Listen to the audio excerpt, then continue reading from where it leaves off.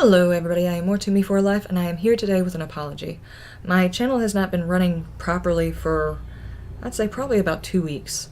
And, long story short, it was kind of a bronchitis something or another, followed by my decision to quit smoking.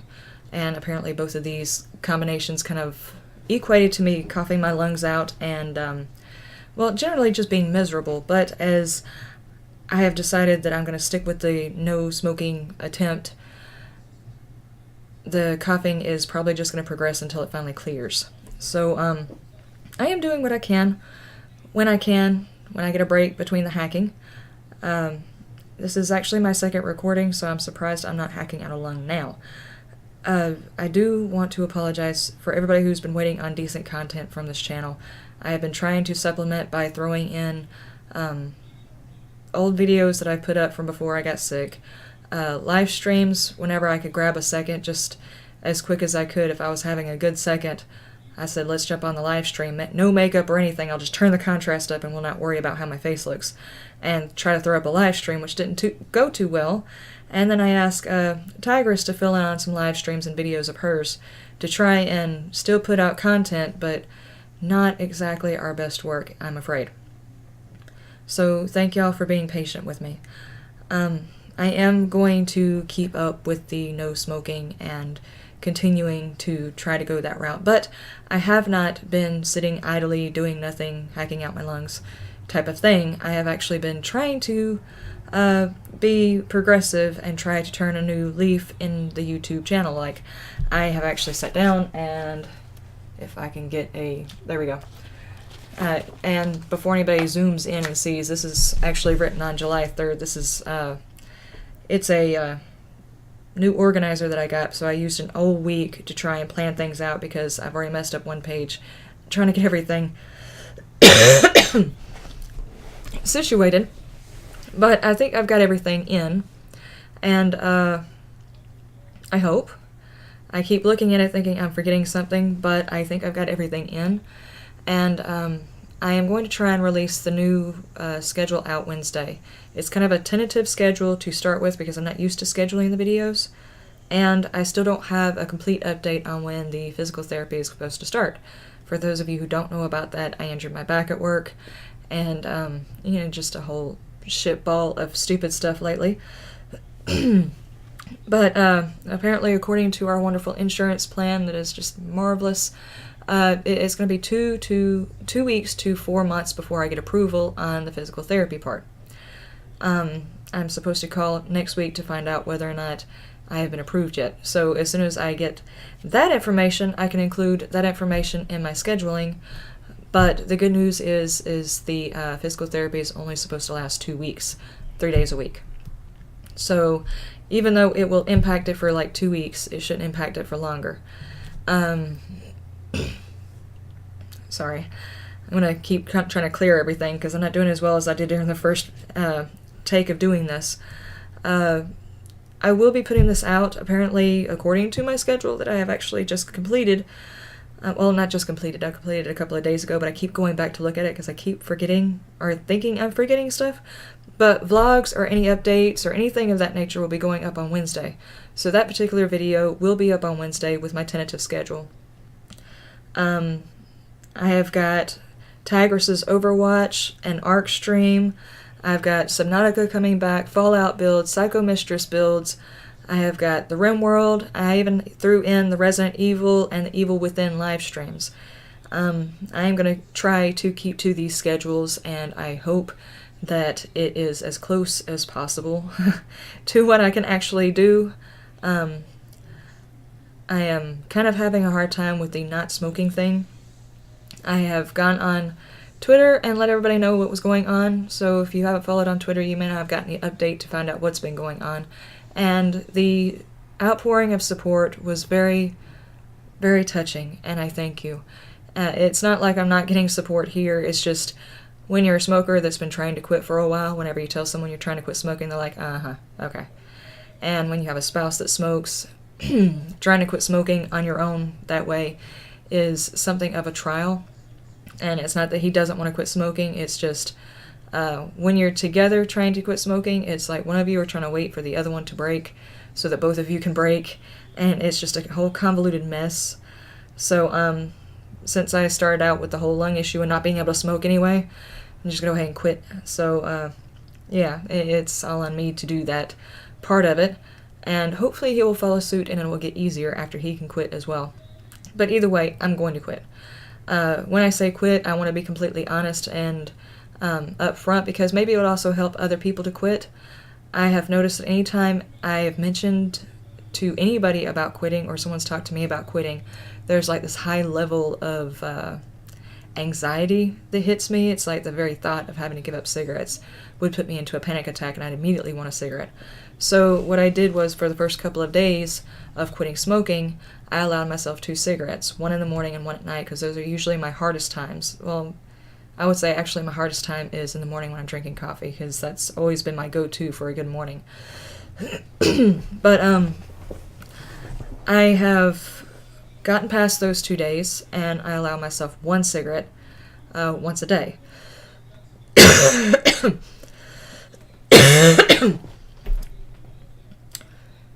I do apologize for the edits in here, because I'm going to cut out as much the coughing and the yuck as possible, so you don't have to listen to that. But anyway, what I was saying is I allow myself 1 cigarette either in the morning or at night if I'm having a problem. But that's just to keep the anxiety down, so I don't full-blown go back into smoking the half a pack to a little over half a pack that I normally smoke in a day. And maybe that technique might help for you, because I keep hitting the wrong side. Here we go. The patch gives you the nicotine that you want, but it doesn't supplement for the habit of smoking. And if you've never smoked, or if you've never tried smoking, you may not understand this about the smoking habit. It really is a habit. It's like when you complete something, when you go to do something, it's like, let me have a cigarette first, or I just finished that, let me have a cigarette now. It's kind of like the comma or the period after every activity. It really is. So getting out of that habit is probably harder than quitting the nicotine. So to get out of the habit of wanting a cigarette, I've got the nicotine patch that helps. And now it's just a matter of figuring out what to do with my hands, and motivating myself to get up and doing something without having that cigarette first. It's like when I would come in here to record a video, I would be like, okay, it's going to be 30 minutes, let me go smoke first, and then I'll come and record. And that's how I would normally do it. And it was like, since I don't have that start-off point, I don't want to get up and do anything. I'm just sitting there like in default mode. My EXE programming is not kicking in because that first initial E isn't in there, or however you want to say that. But yeah, it's getting over that habit and getting moved on to other things that I want to get done, because I don't have that comma in between, and I don't have anything to do with my hands like I normally did. I'll come out to a group of people that I normally stand around and talk to, and they'll all be smoking, and I can't go over there and talk to them because I don't want to be around it, because I want one. And so it's all that, and it's really the habit of smoking that I'm trying to drop right now. So cutting back, cutting down, and then cutting out the habit of smoking is the way I'm trying to do this. I have quit before. It took me a couple of months before I kind of finally got myself situated, and I had quit for 3 years, and I went through some stuff, and anyway, I went through some stuff and went back to smoking, which was very stupid of me. I should have never did that, but it's very easy to fall back into the habit. Once you quit smoking, I'm sorry to say for anybody who has ever quit smoking, thinking about quitting smoking, or never smoked in your entire life, once you start smoking, once you're addicted to smoking, you will forever, for the rest of your life, crave a cigarette. Plain and simple.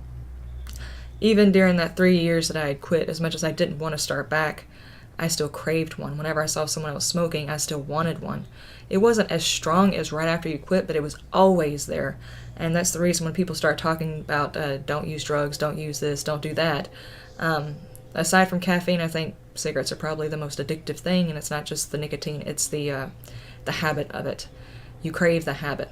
And I only say caffeine is worse because nobody really talks about caffeine addiction. It's not on the TV. The CDC doesn't have a campaign against it. But if you've ever tried to cut sodas out of your diet and you immediately gain that fatigue and that headache, caffeine is an addiction as well. So, yeah. Some tips I can give you if you're trying to quit: hydrate, keep active, keep your mind off of it. The more you're up doing stuff, the less you're thinking about a cigarette. The hydration helps to clear all the stuff out of your system. It'll help clear the nicotine out of your system if you're trying to quit cold turkey. Not to mention, it kind of supplements that whole hand-to-mouth thing that you're used to doing with your cigarettes. And since water is good for you anyway, you're supposed to drink 8 cups of water. It's a good supplement, and it keeps you from eating. The last time I quit smoking, I went from a size 5 pants all the way up to a size 8 pants, and that doesn't seem like a significant thing to a lot of people. But to me, that was a huge weight gain because I had never gotten to that size except for when I was pregnant. So this time I'm trying to supplement with drinking so many bottles of water and so many trips to the bathroom because of those bottles of water. But that's what I'm supplementing with, and this time I'm also trying to do a workout because also the back thing, meaning I have spent too long sitting at a desk staring at pieces while I was at work and then coming home and doing YouTube videos, meaning I wasn't very active anyway. And I'm trying to get that cardiovascular and the lung function back, so the workout's also helping with that. So if you're trying to quit smoking, maybe grab a bottle of water instead of grabbing some food, because that is really easy to do, or maybe some gum. But I don't really recommend gum so much anymore because it's no longer made properly. It's got like, instead of the sugars that they used to put in gum, they started putting this aspartame that holds the flavor a whole lot longer. But if you look at studies, you find out aspartame causes headaches, and it also causes you to get gas, which is highly embarrassing if you chew a lot of it. So I don't recommend gum, but, the occasional just, I need something to chew on, I need something to do with my mouth, it could help with that. Or hard candy. I wouldn't recommend sugar-free unless you're diabetic, because sugar-free, if you have a hard time digesting sugar alcohol, it can cause problems too.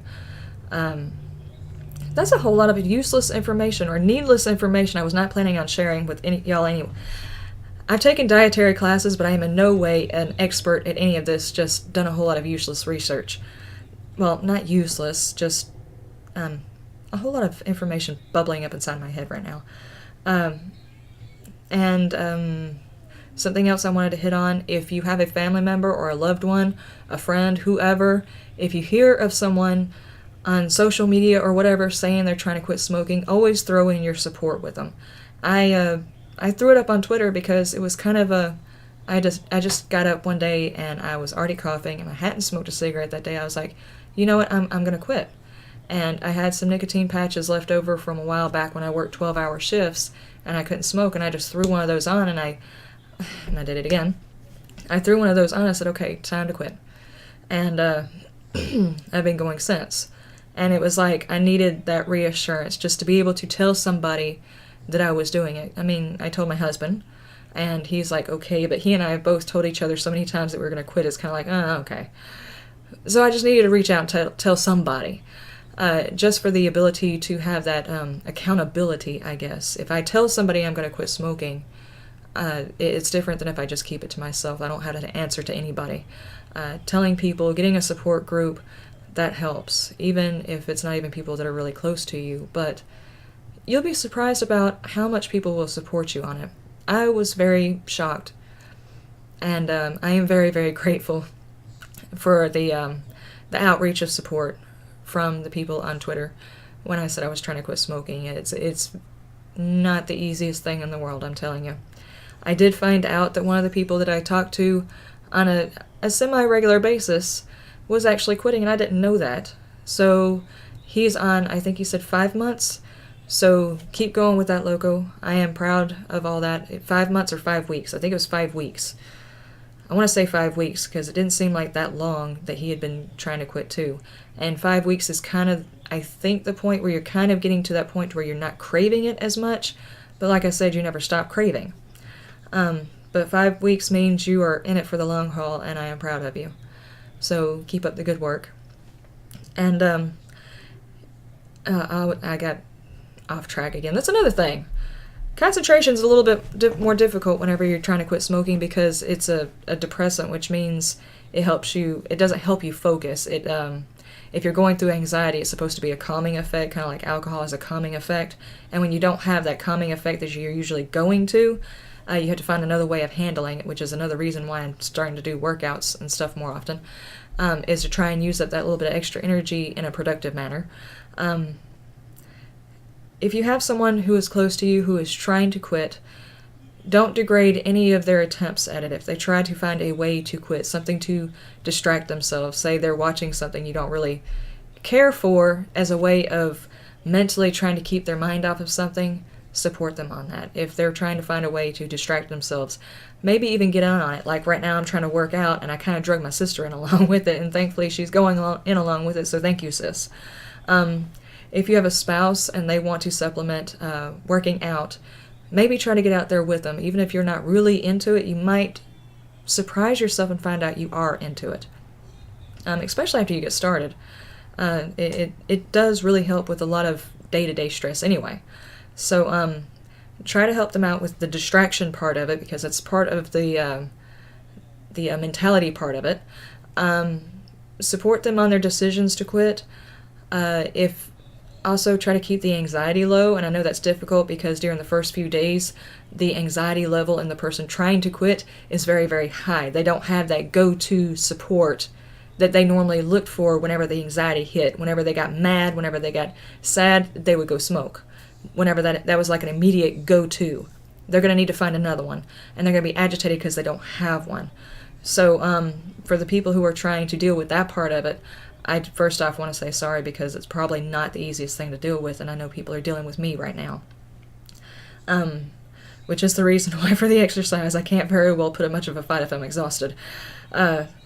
So support them through that. Try to lower the anxiety in the household, if at all possible.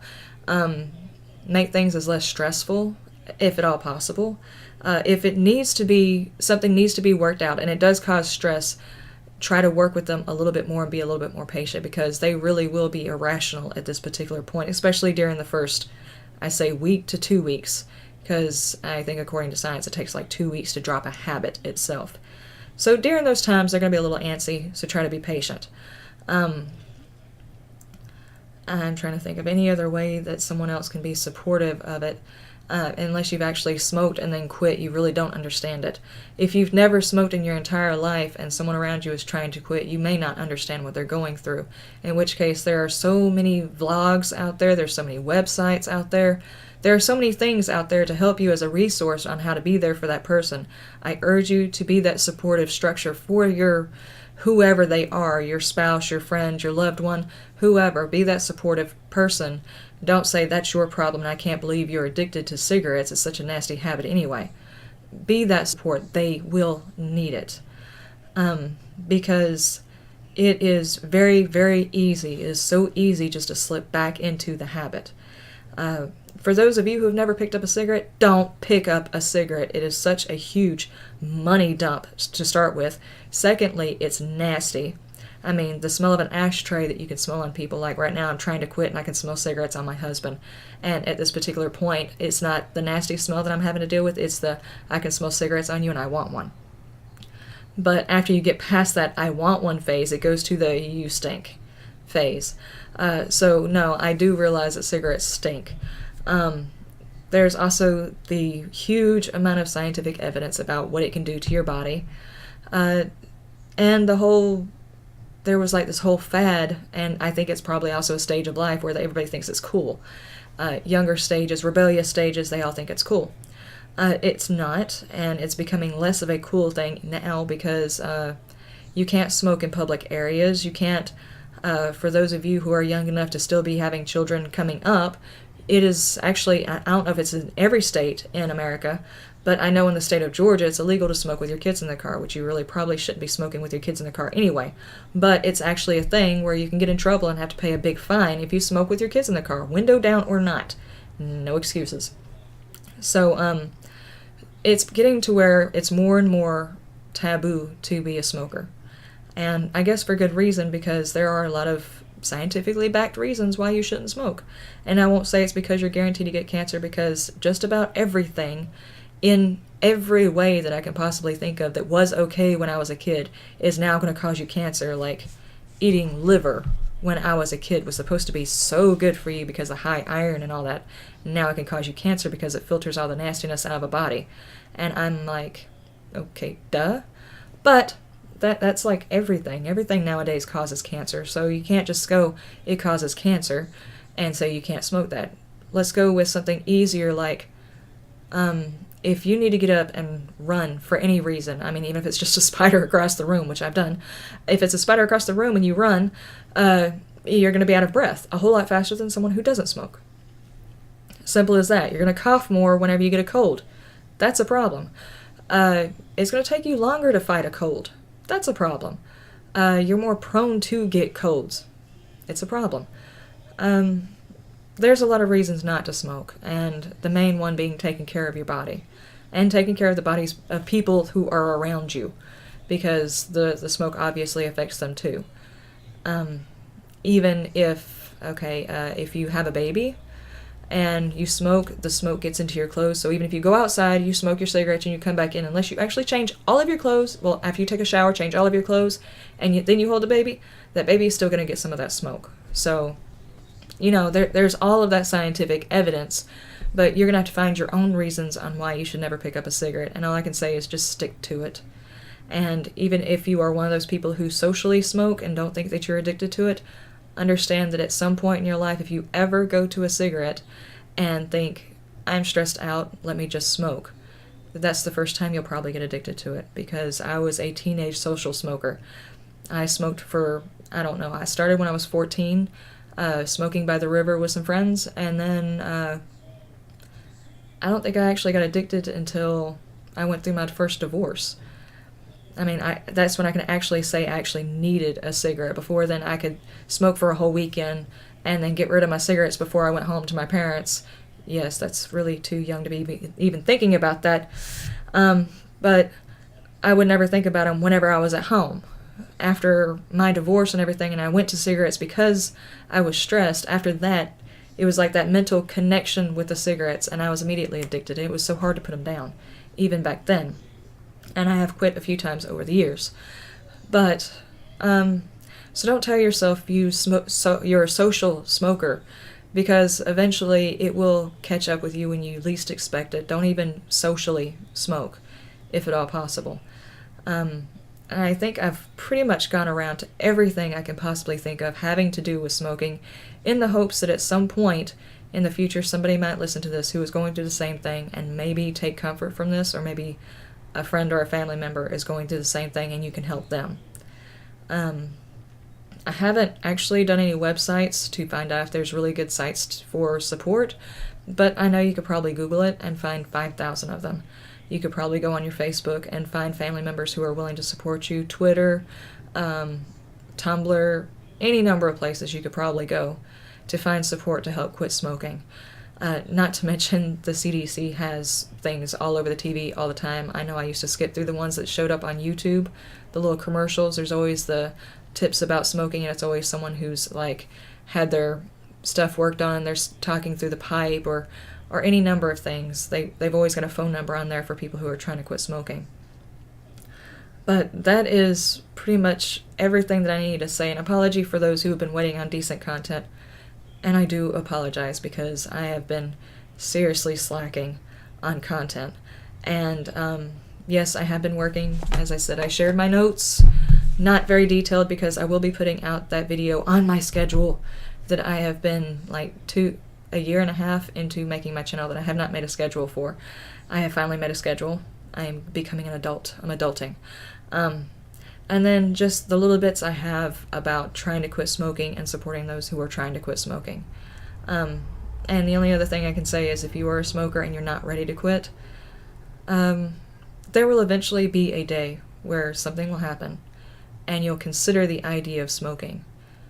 Don't let the idea drop, is all I can say, because the idea has occurred to me hundreds of times and I've just brushed it off, or had one of my little anxiety whatevers and picked up another cigarette. But just give it a shot. I mean, every time you try to quit smoking, you learn something new about yourself on how to handle the quitting smoking process, which is the reason why I'm going about it the way I am. And that's pretty much it. And if you are having the same issue that I am, if you're going through the same thing, if a family member is going through the same thing, hit me up in the comments section and let me know how y'all are handling it. Maybe certain foods you're eating to help stem some of the cravings, maybe certain activities you're doing to help prevent the whole needing to have things in your hands. Let's try and share some ideas to help those who are trying to quit. And if you have a success story, actually, if you have a success story, hit us down up in the comments and let us know, how long has it been since your last cigarette? How long has it been since one of your friends have managed to quit smoking? How long did it take for them to quit smoking? And things like that. I think this should just be a chance for everybody to kind of toot their own horn if they've managed to kick the habit, or a chance for those of us who are still working on kicking the habit to support each other. And I think that is all I have to say. I have rambled on for far longer than I was expecting, but it was kind of therapeutic to actually say all this stuff, so I do apologize if I have info-bombed you. Anyway, y'all have a wonderful day, a wonderful night, and a wonderful 5 o'clock somewhere. Bye-bye.